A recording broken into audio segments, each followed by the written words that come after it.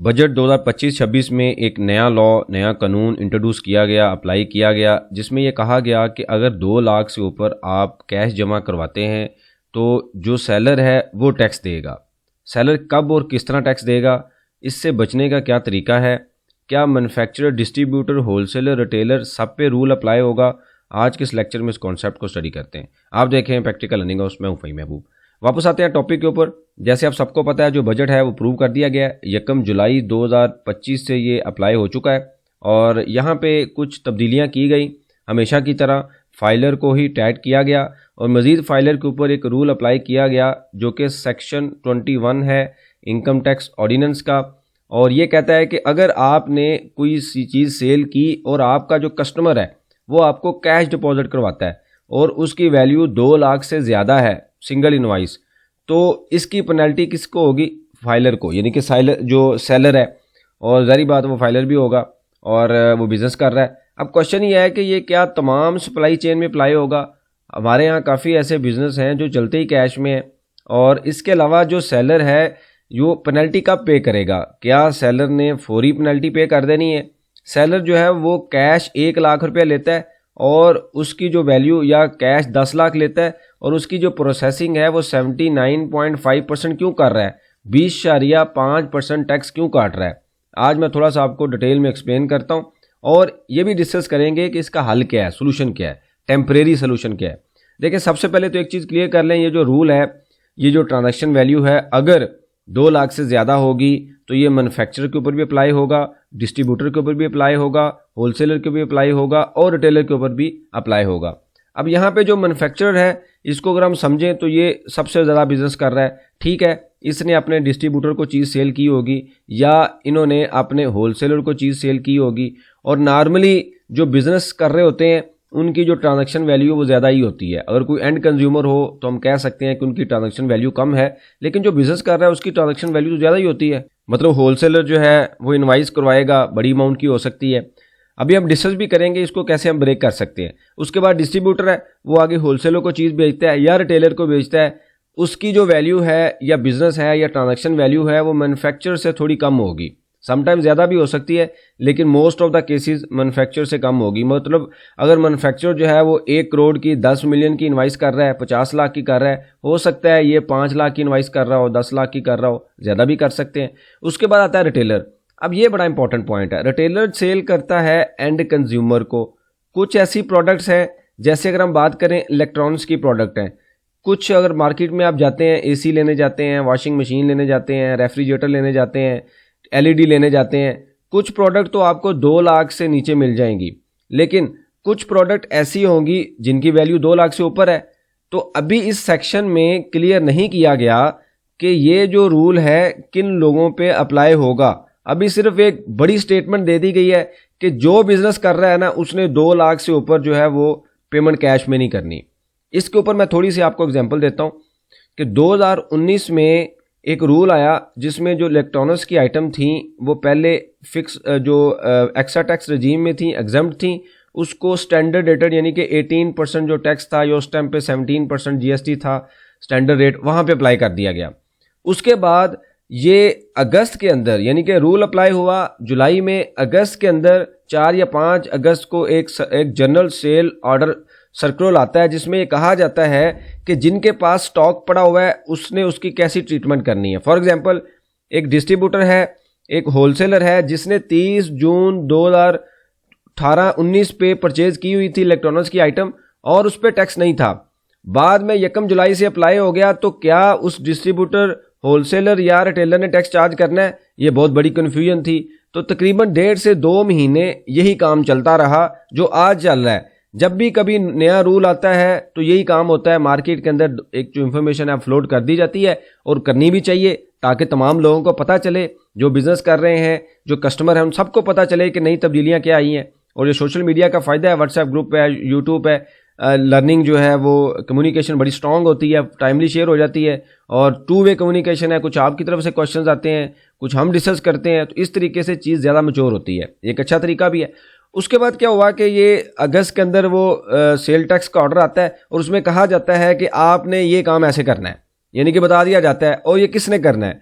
Same यही scenario है कि अभी आप चंद दिन वेट कर लें, सेक्शन 21 के ऊपर भी क्लैरिफिकेशन आ जाएगी और ये कह दिया जाएगा कि ये जो सेक्शन है फॉर एग्जांपल सबसे पहले डिस्ट्रीब्यूटर या मैन्युफैक्चरर पे अप्लाई होगा, उसके बाद होलसेलर तक अप्लाई होगा, रिटेलर पे अप्लाई नहीं होगा।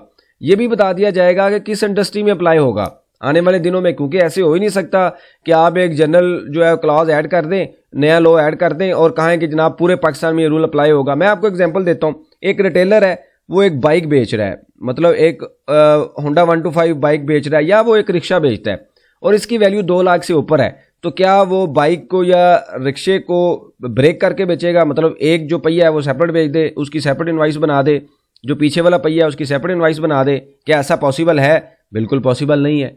तो इसके ऊपर एफबीआर क्लैरिफाई करेगा अभी आने वाले दिनों में। आप देखिएगा, हमारी डिस्कशन भी हुई है एक दो जगह पे, तो आने वाले दिनों में इसके ऊपर क्लैरिफिकेशन आनी ही है। तो अभी जो सबसे इंपॉर्टेंट पॉइंट है वो क्या है? सबसे ज़रूरी पॉइंट जो भी डिस्कस करने वाला है वो ये है कि शायद ये जो दो लोग हैं, मैन्युफैक्चरर और डिस्ट्रीब्यूटर हैं, ये इस डोमेन में आएँ।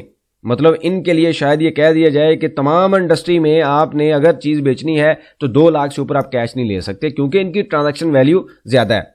अब क्वेश्चन ये आता है कि आपके ऊपर अभी डिफरेंट तरह के, जो मैंने पिछले लेक्चर में भी आपको बताया, एक डॉक्यूमेंट भी दिखाया कि जो कहा जाता है कि अगर आपने 2 लाख से ऊपर ट्रांजैक्शन या कैश जमा करवा दिया तो आपका 20.5% जो टैक्स है वो काट लिया जाएगा। ये क्यों काट लिया जाएगा? देखें, एक कंपनी है जो कि सेलर है, हम कह सकते हैं मिस्टर ABC कंपनी है जी, हम कह सकते हैं ABC कंपनी है। ABC कंपनी आज अगर हम बात करें, आज डेट है 9 जुलाई 2025 को वो चीज़ बेच रही है एक बी डिस्ट्रीब्यूटर को। बी डिस्ट्रीब्यूटर चीज़ें लेगा, कंज्यूम करेगा, प्रॉफिट लेगा, ख़त्म हो जाएगा। ये जो कंपनी है, ये जो लॉ है सेक्शन 21 का, ये किसके ऊपर अप्लाई होता है? ABC कंपनी के ऊपर। ABC कंपनी ने अपनी टैक्स रिटर्न फाइल करनी है साल के एंड पे जाके, यानी कि 2026 में जाके अपनी रिटर्न फाइल करेगा। यानी कि यहाँ पे हम कह सकते हैं कि 1 साल के बाद जाके उसने अपनी रिटर्न फाइल की, उसके बाद उसका ऑडिट में उसकी सिलेक्शन होगी, फिर उसका प्रॉपर ऑडिट होगा, उसके बाद देखा जाएगा कि तुम्हारी किस सेल में क्या वैल्यू 2 लाख से ऊपर है या नहीं है। अगर है तो फिर क्या किया जाएगा? एक्सपेंस डिसअलाउ किया जाएगा और इसके ऊपर जुर्माना आयद कर दिया जाएगा। मतलब सेलर ने आज जुर्माना नहीं देना, आने वाले दिनों में देना है। लेकिन मसला क्या है कि अगर वो आज डिडक्शन नहीं करेगा, जो आज अपना रिस्क सिक्योर नहीं करेगा, जो आने वाले दिनों में उसने टैक्स देना है, तो वो कहाँ से पैसे देगा? क्या उसने अपनी जेब से देना है? तो इसी वजह से वो हर ट्रांजैक्शन के ऊपर जो भी कैश से 2 लाख से ऊपर ट्रांजैक्शन आएगी वो टैक्स काटेगा और अपनी बुक्स में उसकी प्रोविजन बुक करेगा। मैं आपको एग्जांपल देता हूं कि 1 जुलाई 2025 से लेके 31 जुलाई 2025 तक एक वही कंपनी जो ABC कंपनी है, फॉर एग्जांपल इसने एक, इनके पास डिस्ट्रीब्यूटर आए जिन्होंने 10 मिलियन कैश डिपॉजिट करवा दिया। अब इन्होंने क्या किया? 20.5% यानी कि 20,50,000 से कम जो है उनको ट्रांजैक्शन प्रोसेस की, यानी कि उन्होंने दिया इनको 1 करोड़ और इन्होंने ट्रांजैक्शन प्रोसेस की 79 लाख की। अब ये जो अमाउंट है ये फौरी FBR को जमा नहीं करवाएंगे, ये क्या करेंगे? अपनी बुक्स में उसकी एक प्रोविजन रख लेंगे। प्रोविजन क्या रख लेंगे? डेबिट कर लेंगे इनकम टैक्स और क्रेडिट कर लेंगे प्रोविजन फॉर इनकम टैक्स। साल के एंड पे ये जमा भी नहीं करवाएंगे, ये अपने पास इसको कैरी करते जाएंगे। इनके कैश फ्लोज में भी चीज़ आ गई, इनके पास प्रोविजन भी अवेलेबल है। जब कभी ऑडिट होगा और ये कहा जाएगा कि भाई आपने तो 20,50,000 जो है वो आपका डिसअलाउ होता है, तो ये क्या करेंगे? उस टाइम पे इस प्रोविजन को डेबिट कर देंगे और क्रेडिट बैंक कर देंगे, क्योंकि FBR को पे करना होगा उस टाइम पे। ये हो सकता है 1 साल में हो, 2 साल में हो, 3 साल में हो, 4 साल में हो, रिटर्न फाइल करने के बाद। अब जो बड़ी बड़ी कंपनीज हैं, MNCs हैं, लिस्टेड कंपनीज हैं, उनके ऊपर रूल्स एंड रेगुलेशन बड़े स्ट्रांग होते हैं, उनके ऑडिटर बहुत स्ट्रांग होते हैं। उन्होंने जब भी कोई इस तरह का रूल आता है फौरी तौर पे अप्लाई करना होता है। और ये एक बड़ी अच्छी बात भी है कि तमाम लोगों को पता चल जाता है कि कौन सा नया लॉ आया हुआ है और फिर उसका सोल्यूशन भी ढूंढा जाता है। तो इसलिए हमारी ऑब्जर्वेशन के मुताबिक सबसे पहले मैन्युफैक्चरर और डिस्ट्रीब्यूटर पे अप्लाई होगा और FBR इसकी वजाहत भी करेगा कि भाई ये इन इंडस्ट्री पे अप्लाई होगा। जिन इंडस्ट्री पे अप्लाई हो ही नहीं सकता वहां पे कैसे होगा? एक तरफ FBR ये कहता है कि नॉन फाइलर जो है वो 800 cc गाड़ी भी ले सकता है, रिक्शा भी ले सकता है और इनकी वैल्यू तो 2 लाख से ऊपर है। तो जब वैल्यू 2 लाख से ऊपर है तो फिर जुर्माना किस बात का? तो आने वाले दिनों में आप देखेंगे इसके ऊपर क्लैरिटी आएगी। अभी बिल्कुल रिलैक्स हो जाए, जो बिजनेस आप कर रहे हैं वो करते जाएं, कोशिश करें कैश बिजनेस को जब तक एफबीआर की तरफ से कोई क्लैरिफिकेशन नहीं आती होल्ड कर लें, या उनको कहें कि अगर इसका सोल्यूशन क्या है कि या अगर फॉर एग्जांपल एक कस्टमर है जिसने 10 लाख रुपया जमा करवाना है, 10 लाख का स्टॉक आपसे लेना है, और पहले वो क्या करता था, बैंक में जाता था और एक ही डिपॉजिट स्लिप फिल करता है बस, और उसके अगेंस्ट आप ऑर्डर प्रोसेस कर देते हैं। अब उसने क्या करना है कि उसने 5 स्लिपें बनानी है 2-2 लाख की या 2-2 लाख से नीचे, और डिपॉजिट करवाए, उसके बाद आपको स्लिप भेजे, और आपने जो ऑर्डर प्रोसेस करना है वो भी आपने ध्यान रखना है कि उसकी जो पर इनवाइस वैल्यू है वो भी आपने 2 लाख से नीचे ही रखनी है, कि 5 ट्रांजैक्शन बैंक में आ रही हैं, 5 ही इनवाइसेस जनरेट होंगी। ऐसा नहीं करना कि बैंक में एक ट्रांजैक्शन आए और आप अपने रिकॉर्ड में 5 इनवाइसेस बना दें, तो ये आप सही तरीके से जस्टिफाई नहीं कर सकेंगे। पहले तो आप उनको कहें कि बैंक से प्रोसेस करें, अच्छी बात है, बैंक से प्रोसेस करना चाहिए, लेकिन वो किसी वजह से अगर एग्री नहीं है, बैंक अकाउंट नहीं है या बिजनेस मॉडल ही ऐसा है, तो फिर आपने उसको ब्रेक करना है और वो उसी ब्रेक के मुताबिक इनवाइस बनानी है, ताकि कल को कभी कुछ दिखाना पड़े तो आप ये कहें कि इनवाइस 1 है, ये बैंक में उसके पैसे आ रहे हैं। ऐसा नहीं है कि कंबाइन पैसे हों और इनवाइसें आप सेपरेट बना दें, ये आपके लिए रिस्क होगा। तो ये आप टाइम बिंग ये काम करें। ये 15 से 20 जुलाई के दौरान इंशाल्लाह इसके ऊपर क्लैरिफिकेशन आ जाएगी। ये बहुत बड़ी इंफॉर्मेशन है कि मार्केट में तमाम चीज़ें रुक चुकी हैं, कैश ट्रांजैक्शन नहीं हो रही। अब इसके ऊपर एफबीआर कैसे काउंटर करेगा इन चीज़ों को, आने वाले दिनों में हम इसको देख भी सकेंगे। अब मैं आपको थोड़ा सा एक्सप्लेन कर देता हूं कि पिछले दिनों में मैंने आपको बताया था कि जो बड़ी कंपनीज हैं वो कैसे टैक्स पे करती हैं। थोड़ा सा दोबारा बता देता हूं कि जब बड़ी कंपनीज अपनी टैक्स की कंप्यूटेशन करती हैं तो एक उनका होता है नॉर्मल टैक्स। नॉर्मल टैक्स किस पे अप्लाई होता है? टैक्सीबल इनकम के ऊपर। टैक्सीबल इनकम कैसे आती है? वैसे तो आप सबको पता है, जो स्टूडेंट प्रॉपर क्लासेस लेते हैं, बड़ी डिटेल में हम स्टडी कर चुके हैं और आगे भी करेंगे। आपको भी बता देता हूँ कि यहाँ पे आता है सेल, फिर उसके बाद हम लिखते हैं कॉस्ट ऑफ सेल, और फिर हम ये कहते हैं ग्रॉस प्रॉफिट है, फिर हम ये कहते हैं एक्सपेंसेस है, फिर हम ये कहते हैं प्रॉफिट बिफोर टैक्स है। ये एक अमाउंट आ जाती है। उसके बाद क्या होता है कि हम टैक्स की कंप्यूटेशन करते हैं। टैक्स की कंप्यूटेशन में हम क्या करते हैं, कुछ इसमें ऐड करते हैं जो एडमिजिबल एक्सपेंसेस हैं, लेस कर देते हैं इन एडमिजिबल एक्सपेंसेस। ये ऐड हो जाता है, ये लेस हो जाता है। यहाँ पे हमारे पास एक इनकम आती है जिसको हम बोलते हैं टैक्सीबल इनकम। इस टैक्सीबल इनकम के ऊपर हम क्या टैक्स रेट अप्लाई करेंगे? 29%। 17% कहाँ पे अप्लाई होगा? इस प्रॉफिट के ऊपर, काउंटिंग प्रॉफिट के ऊपर। टैक्सीबल इनकम और काउंटिंग प्रॉफिट में मेन डिफरेंस ये होता है कि कुछ चीज़ें टैक्स वाले अलाउ करते हैं, कुछ नहीं करते। जो वो अलाउ नहीं करते वो ऐड हो जाती हैं, जो वो अलाउ करते हैं वो माइनस हो जाती हैं। जैसे अकाउंटिंग डेप्रिसिएशन का रेट डिफरेंट होता है, टैक्स डेप्रिसिएशन का रेट डिफरेंट होता है। इस एक्सपेंस में काउंटिंग डेप्रिसिएशन माइनस हुई हुई है, जिसका रेट हो सकता है ज़्यादा हो। टैक्स वाले ये कहते हैं हम नहीं मानते, हमारे रेट अपने हैं, हमारे ऑर्डिनेंस में लिखे हुए हैं, तो लिहाजा आप इनको ऐड करें, हमारे ऑर्डिनेंस के मुताबिक जो रेट है, एक्सपेंस है, उसको माइनस करें, फिर आपकी इनकम आएगी, उसके ऊपर आपने मुझे 29% देना है। तो ये हो जाएगी टैक्सीबल इनकम के ऊपर। कॉर्पोरेट टैक्स वो है कि जो काउंटिंग प्रॉफिट है, जो भी आपका प्रॉफिट आ रहा है उस पर 17% दे दें।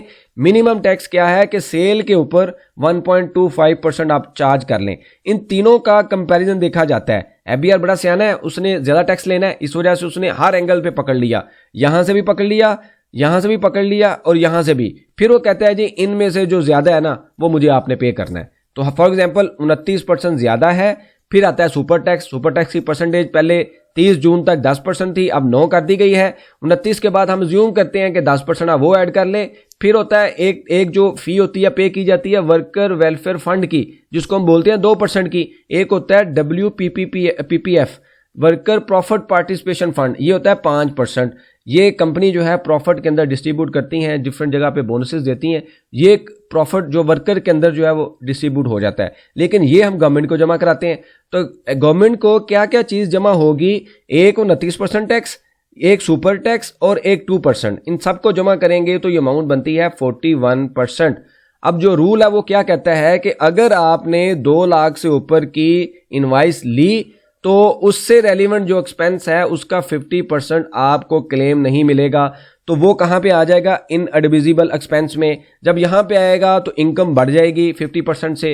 तो यही वजह है कि कंपनीज जो 41% टैक्स देती हैं वो इसको डिवाइड करेंगे 2 पे, और 20.5% की जो अमाउंट है वो सेल के टाइम पे ही काट लेंगे, ताकि फ्यूचर में अगर कभी देना पड़े तो वो यहाँ से दे सकें। एक चीज़ बड़ी क्लियर है कि ये फौरी नहीं दिया जाएगा। बड़ी कंपनीज इसकी प्रोविजन लेके चलेंगे, अपने बुक्स में इसको रिकॉर्ड करके लेके चलेंगी और बाद में इसको पे करेंगी। हो सकता है ये लेक्चर कुछ लोगों के लिए लंबा भी हो, लेंथी भी हो और समझना भी मुश्किल हो, लेकिन मैंने आपको सारा बैकग्राउंड बताया इस वजह से कि कंपनीज क्या कर रही हैं, सेलर की क्या रिस्पॉन्सिबिलिटी है, बायर की क्या रिस्पॉन्सिबिलिटी है। इस सारे टाइम में जो मेरी सजेशन है, अगर हम लेक्चर को कंक्लूड करें तो वो क्या है? प्रायोरिटी दें। नंबर 1 आपकी प्रायोरिटी क्या होगी कि बैंक से ट्रांजैक्शन करें, कैश की ट्रांजैक्शन को होल्ड कर लें। जो कैश पे काम कर रहे भी रहे हैं उनको फोर्स करें कि कुछ टाइम के लिए आप बैंक से ही काम करें।